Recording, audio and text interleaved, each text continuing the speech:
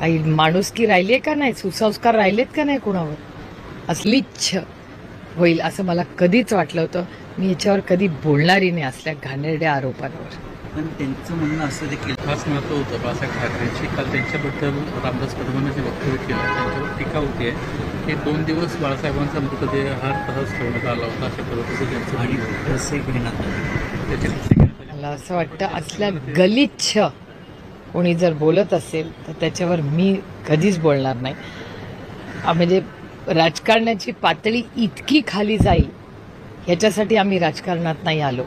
आम्ही राजकारणात एकामेकावर टीका टिप्पणी करायला नाही आलो. देशामध्ये एक चांगला बदल घडवण्यासाठी आम्ही आलेलो आहे. त्यामुळे महाराष्ट्राच्या राजकारणाची पातळी इतकी गलिच्छ होईल असं मला कधीच वाटलं होतं. मी याच्यावर कधी बोलणारी नाही असल्या घाणेरड्या आरोपांवर. पण त्यांचं म्हणणं असं देखील आहे की काही असेल त्यांचं म्हणणं, काही माणुसकी राहिली आहे का नाही, सुसंस्कार राहिलेत का नाही कुणावर, असल्या गलिच्छ गोष्टींवर मी तर कधीच कुणाच्या कुटुंबामध्ये बोलणार नाही. म्हणजे असं घाणेरडं असेल तर मला विचारेल अशा लोकांना तर तुम्ही गॅग बंद करून टाकायला पाहिजे बोलणं असल्याचं का. ते अरुण जेटली साहेब म्हणायचं आहे, खरं आहे.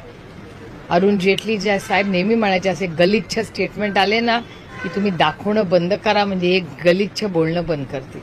म्हणजे गेलेल्या माणसाबद्दल त्यांच्या कुटुंबाबद्दल इतकी पातळी सोडून गलिच्छ टीका करणं हे महाराष्ट्र भारतीय माणुसकीला न शोभण्यासारखं आहे. ताई काल शिवतीर्थ या मैदानामध्ये मेळावा पार पडला. यावेळी उद्धव ठाकरेंनी देखील युतीचा संकेत त्या ठिकाणी दिले. त्यामुळे युती होणार तर, कारण की जर युती झाली तर महाविकास आघाडी सोबत. नाही, कसं आहे, तुम्हाला आठवत असेल की जेव्हा काँग्रेस आणि आमची आघाडी होती, सगळे पक्ष एक असतानाही आम्ही अनेक वेळा वेगळी काही इलेक्शन्स जी असतात ती आम्ही वेगळे लढलेलो आहोत. त्याच्यामुळे त्याच्यात काही नवीन असं काही नाही. अनेक वेळा जेव्हा लोकसभा इलेक्शन असेल, जिल्हा परिषद, कार्यकर्त्यांचं इलेक्शन असतं, मोठ्या संख्येने कार्यकर्त्याची उत्सुकता असते.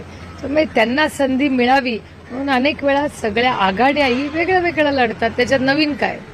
काँग्रेस आणि राष्ट्रवादी काँग्रेस सगळे एक होते, म्हणजे राष्ट्रवादी काँग्रेस एक होती तेव्हा, हे तोडफोड करायच्या आधी, तेव्हा आम्ही आणि काँग्रेस नेहमी वेगळेच लढलेलो आहोत. त्याच्यात नवीन काय नाही.